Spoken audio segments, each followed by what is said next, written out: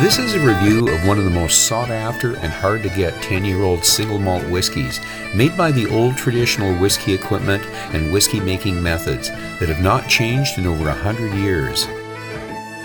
Springbank was founded in 1828 by William Reed, and then it was sold to his in-laws John and William Mitchell in 1837. It has been owned by the Mitchell family ever since, but only produces 275,000 liters per year, which is less than some of the new craft distilleries. Springbank and Glen Scotia were the only survivors in Campbelltown out of 30-plus distilleries, so remaining small has helped them adapt and survive the economic crunches. Springbank does not produce enough whiskey to meet the increasing demand, so will remain difficult to find. I found the distillery prices were reasonable, but had to stand in line before Springbank opened to get a bottle. It is the flippers and the whiskey brokers that can charge 3 times the distillery price.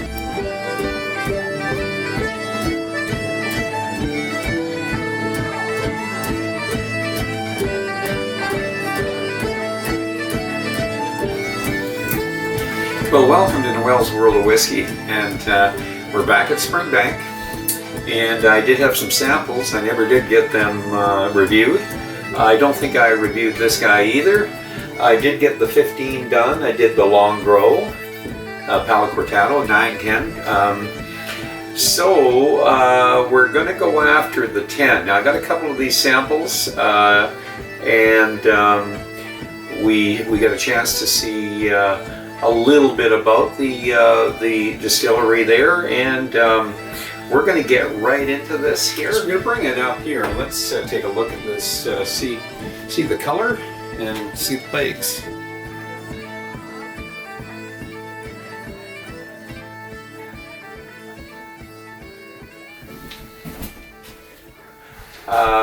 Believe that this is 60% bourbon and 40% sherry cask influence. Now those sherry butts are expensive. They're 7 times what a bourbon barrel is. So that is one thing that I learned when I was at the distillery and doing the tour, and as well as, I did the video, I talked to the distillery people and they spend the money on those butts. So that's one thing I think that really is important, is cask finishing, but they've got a lot of things that they're doing that I like their old school methods. So let's get into the nose. Springbank 10.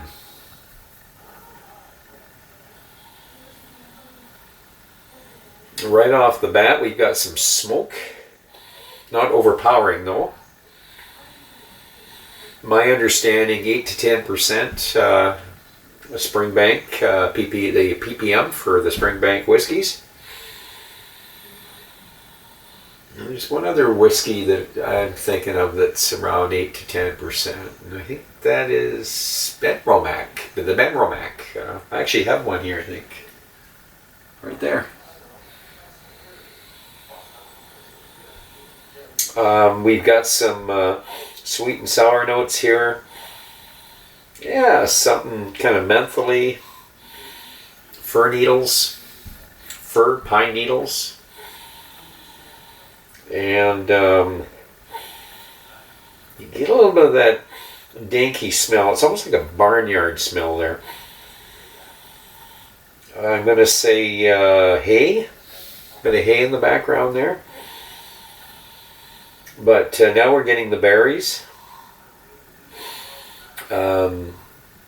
Sour berries, blackberries, huckleberries, but they're tart. They're not ripe. That's it. Lapsang Souchong tea. I've been trying to identify that,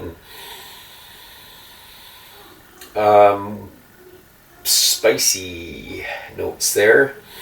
A little bit of cinnamon and apple. Maybe throw some orange peels in there. Tobacco in the background. And so on, and so on. Anyways, let's go after the palate. Salangeva.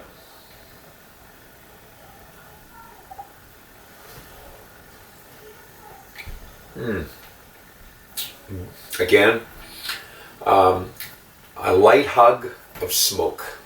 That's what I'm getting. A light hug of smoke. Not like the long row. I believe the long row is somewhere in the 45 to 55 ppm. So it's tart. Still, you know, when you talk about those menthol notes, it's clearing my nostrils. Whatever's in this is clearing my nostrils. So,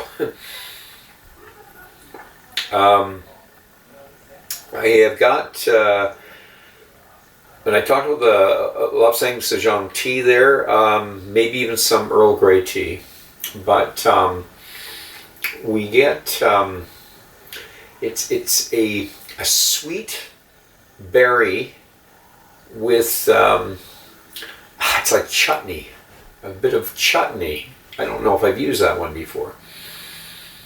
So I'm going to say it's a bit of a meaty drink. How about, you know, applewood smoked ham? How does that sound? Got a bit of a coating on the mouth here. And that dankiness and that has disappeared. A bit of malt stuff going on here, a little bit of granola, but spicy granola. Now, we are going to go for the development and the finish.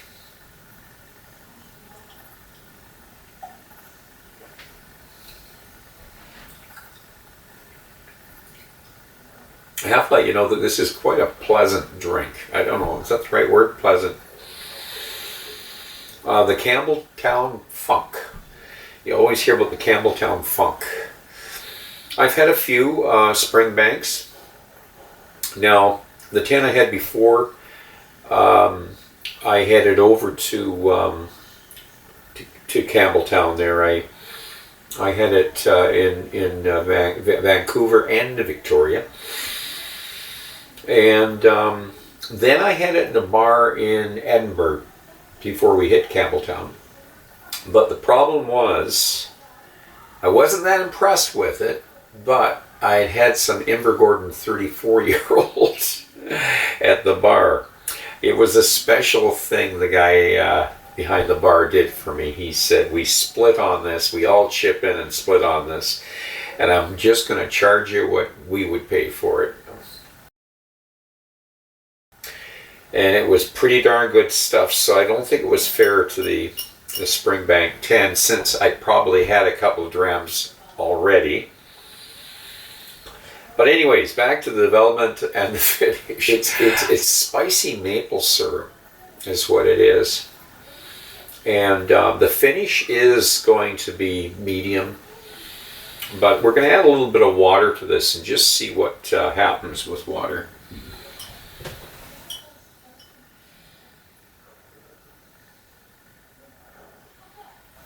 Now, I did have also a dram at the distillery, and I did enjoy it. And we did add water. So let's see if we get the same notes as I did at the distillery. A nose with water. Very fudgy. Fudge. Cake, chocolate cake. We'll say fudge chocolate cake. And now we're getting the berries.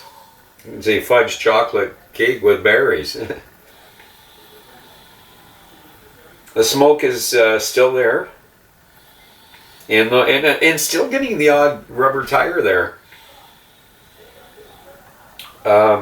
But it's a very balanced drink. Smoke's not overpowering. I did have a slight bit of the malted granola coming through there. It sort of comes and goes. The chutney is more like Worcester sauce now. Or maybe HP sauce. Houses of Parliament sauce.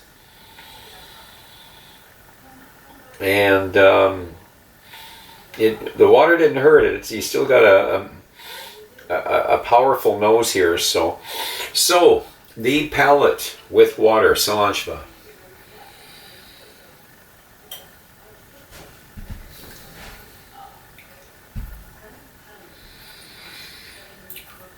Again, the tartness, apples, and I'm going to say mandarin oranges. Like, it's rich. The water really kind of made everything kind of creamy. Sort of lost that dankiness quite a while back there in the barnyard. It's now really, it's sort of like quite a clean drink. I sort of think of, this guy over here, kind of a dirty drink, and this is quite a clean drink. But fruity, jam, blackberry grape jam, and still, mouth is watering. I mentioned a medium finish there. Yeah, I'll stay with that one there. Water really seems to help this. This is a better drink here tonight than it was even in the distillery. I'm enjoying it more. Maybe there's just too much going on in the distillery. And I was videoing at the time too, and it's all up here, when you're in the right mood and your palate's working good, your nose is working good.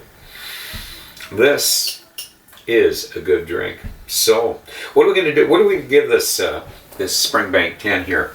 This is a drink that I could have kicking around here. It would be my go-to, my easy-going Springbank. It's not a 15. It's a nice entry level to Springbank. I really believe it is.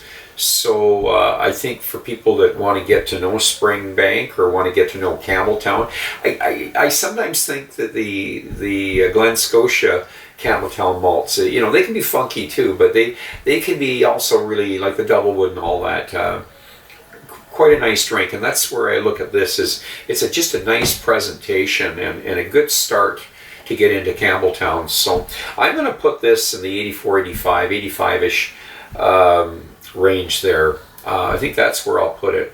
I like this stuff here. Like I say, I like to have a 10 kicking around here. They're not easy to get. That's the trouble. But over there, much easier, but you pay a lot, because by the time you go to a bar and you order them, they cost more than what they do in the distilleries. So it's the flippers. So we'll leave it at that. We'll say 84, 85. And I am going to ask you to drink wisely, drink intelligently, and do not drink and drive. And until the next time, Cilantro.